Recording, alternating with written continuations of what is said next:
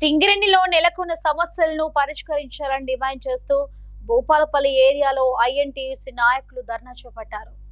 Manuguru dip side బొగ్గు black ను సింగరేణికే కేటాయించాలని డిమాండ్ చేస్తూ అదేవిధంగా కేంద్ర ప్రభుత్వ తీరుకు నిరసనగా భూపాలపల్లి ఏరియా జీఎం కార్యాలయం ఎదుట ఐఎన్టీయూసీ నాయకులు ధర్నా చేపట్టారు. మా బొగ్గు బ్లాక్లు మాకే కేటాయించాలని నినాదాలు చేశారు. 12వ వెజ్ బోర్డును వెంటనే అమలు చేయాలని డిమాండ్ చేశారు. సింగరేణి భావి తరాలకు అందే విధంగా 13 కొత్త బావులు సింగరేణికే కేటాయించాలని, అదేవిధంగా పలు సమస్యలపై జీఎం ఏనుగు రాజేశ్వర్ రెడ్డికి వినతి పత్రం అందజేశారు. జనక్ ప్రసాద్ గారి నాయకత్వంలో ఈ రోజు సింగరేణి భవిష్యత్తు కోసం ధర్నాలు, సింగరేణి భవిష్యత్తు కోసం ప్లాన్లు చేయడం జరుగుతూ ఉందని చెప్పేసి మనవి చేస్తా ఉన్నాను. అందులో భాగంగానే 13 మైన్లు కొత్తవి మనకు రావాలి. అదే రకంగా మనం ఏదైతే ఇప్పుడు ఆన్ హ్యాండ్ ఉన్నటువంటి టెండర్లు అయిపోయినాయి.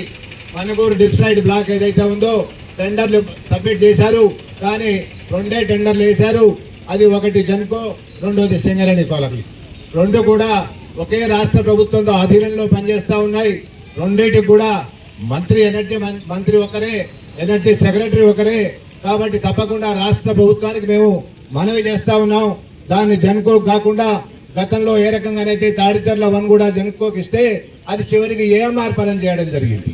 అలా కాకుండా ఇప్పుడు వచ్చేటువంటి డిప్ సైడ్ ను కూడా జన్కో కాకుండా పూర్తిగా సింగరేణి ఆధ్వర్యంలో నిర్వహించేట్టుగా రాష్ట్ర ప్రభుత్వం మాట్లాడాలా. రాష్ట్ర ప్రభుత్వం జన్కోతో మాట్లాడి సింగరేణికి వచ్చే రకంగా ప్రయత్నం చేయాలా అని చెప్పేసి కూడా ఐఎన్టీసీ రాష్ట్ర ప్రభుత్వాన్ని డిమాండ్ చేస్తూ ఉంది. అదే రకంగా మిగతా 12 బ్లాకులు కూడా ఉన్నాయి. అవి ఇప్పుడు టెండర్ స్థాయిలో లేకపోయినప్పటికీ కూడా తప్పకుండా కేంద్ర ప్రభుత్వం మీద ఒత్తిడి తీసుకువచ్చి ఏదైతే ఎంఎండిఆర్ యాక్ట్ ఉందో ఆ యాక్ట్ సవరణ చేసైనా కూడా గోదావరి పరివాహక ప్రాంతాల్లో ఉన్నటువంటి ప్రతి బొగ్గు బ్లాక్ను కూడా సింగరేణికి వచ్చే రకంగా రాష్ట్ర ప్రభుత్వం ప్రెషరైజ్ చేసి ఇప్పించాలని చెప్పేసి కూడా మేము డిమాండ్ చేస్తా ఉన్నాం. యాన్సిలరీ ఇండస్ట్రీస్ కూడా సింగరేణి బాధ్యత తీసుకుని నెలకొల్పాలని చెప్పేసి కూడా మేము డిమాండ్ చేస్తా ఉన్నాం. ఒక ఐటీ కంపెనీ ఈరోజు సింగరేణిలో దాదాపు 10,000 మందికి పైగా ఉన్నత విద్య అభ్యసించి జనరల్ అసిస్టెంట్ గా పనిచేస్తున్నటువంటి వాళ్ళు ఐటీ కంపెనీల్లో కూడా పనిచేసినటువంటి ఎక్స్పీరియన్స్ ఉంది. మన పే షీట్లే కానీ, మన లెక్కలే కానీ, మన అకౌంట్సే కానీ వేరే కంపెనీలకు మనం టెండర్ ఇస్తా ఉన్నాం. అలా జరగకుండా మనమే ఒక ఐటీ కంపెనీ ఓపెన్ చేస్తే, మనమే ఆ డెవలప్మెంట్ కనుక చేసుకోగలిగితే మన పిల్లలే దానికి బాధ్యత వహించి తీసుకునేటువంటి అవకాశం ఉంటుంది. కాబట్టి పెద్దలు శ్రీధర్ బాబు గారు ఐటీ మినిస్టరు, వారికి మేము రిక్వెస్ట్ చేయడం జరిగింది, డిమాండ్ చేయడం జరిగింది. తప్పకుండా ఒక ఐటీ కంపెనీని కూడా సింగరేణి ప్రాంతంలో ఏర్పాటు చేసి, మనకు 3 అంతస్తులు 4 అంతస్తుల బిల్డింగ్ ఉంది. ఆ బిల్డింగ్ లో 2 అంతస్తులు వాడటం లేదు. వాటిలో ఐటీ కంపెనీ పెట్టినా కూడా తప్పకుండా మన పని మనమే చేసుకునేటువంటి అవకాశం ఉంటుందని చెప్పి తెలియజేస్తా ఉన్నాం. ఇంకొక విషయం, ఈ మధ్యనే మేము బొగ్గు శాఖ మంత్రులు కిషన్ రెడ్డి గారిని కలిసినాం.